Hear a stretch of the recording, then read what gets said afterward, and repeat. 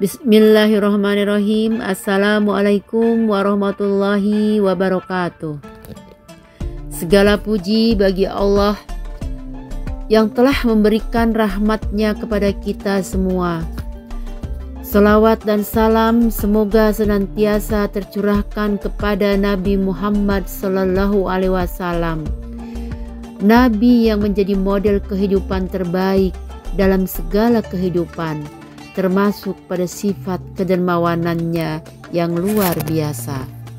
Hadirin yang dirahmati oleh Allah Subhanahu wa Ta'ala, pada kesempatan kali ini saya akan menyampaikan sebuah renungan dengan tema memberi tanpa syarat kembali, yang merupakan salah satu keutamaan implementasi dari hati yang ikhlas dan ketakwaan seseorang kepada Allah Subhanahu wa Ta'ala.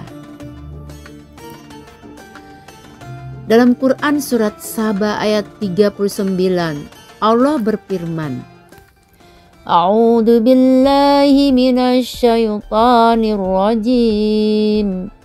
Bismillahirrahmanirrahim. Qul inna rabbi yabsutur rizqa liman yasha'u min ibadihi wa yaqdiru lah. Katakanlah, sesungguhnya Tuhanku melapangkan rezeki bagi siapa yang Dia kehendaki di antara hamba-hambanya, dan membatasinya bagi siapa yang Dia kehendaki. Dan apa saja yang kamu infakkan, Allah akan menggantinya, dan Dialah pemberi rezeki yang terbaik. Dalam ayat ini, Allah memberikan informasi kepada kita, sekaligus mengingatkan kepada kita bahwa amal kebaikan berupa pemberian yang diberikan oleh kita pasti akan digantikan oleh Allah Subhanahu wa Ta'ala dengan pembalasan yang lebih baik, bahkan berlipat ganda. Dalam hal ini Allah juga menilai seorang muslim yang memberi tanpa syarat kembali membuktikan bahwa ia adalah orang yang beriman dan bertakwa kepada Allah Subhanahu wa Ta'ala. Sementara itu, dalam Quran surat Muhammad ayat 38, Allah berfirman, Ingatlah kamu adalah orang-orang yang diajak untuk menafkahkan hartamu di jalan Allah. Lalu di antara kamu ada yang kikir, dan barang siapa yang kikir sesungguhnya dia kikir terhadap dirinya sendiri. Dan Allah Maha Kaya, tidak memerlukan sesuatu, sedangkan kamulah orang-orang yang membutuhkan karunia-Nya. Dan jika kamu berpaling dari jalan yang benar, Dia, Allah, akan menggantikan kamu dengan kaum yang lain, dan mereka tidak akan durhaka seperti kamu.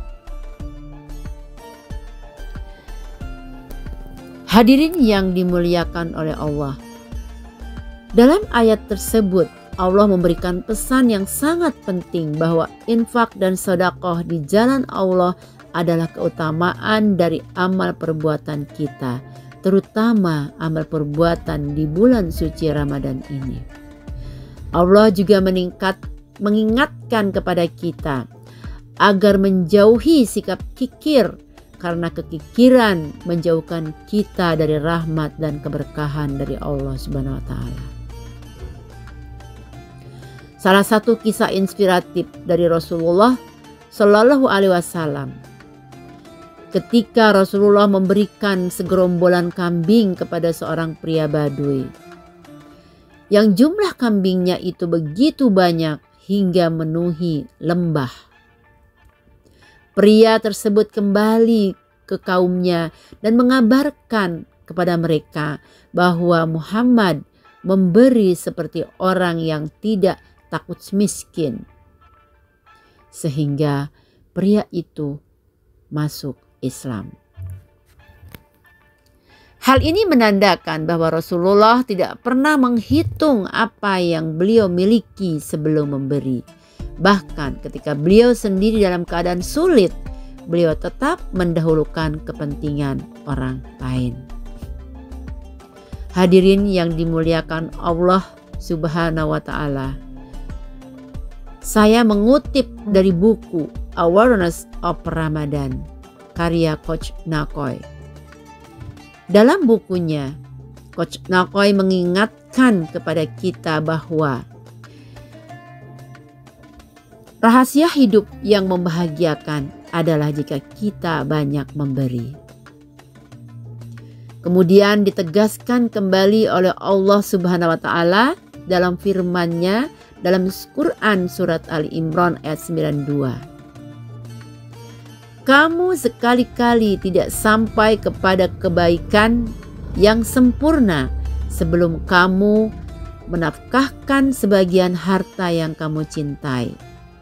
Dan apa saja yang kamu nafkahkan, maka sesungguhnya Allah mengetahuinya.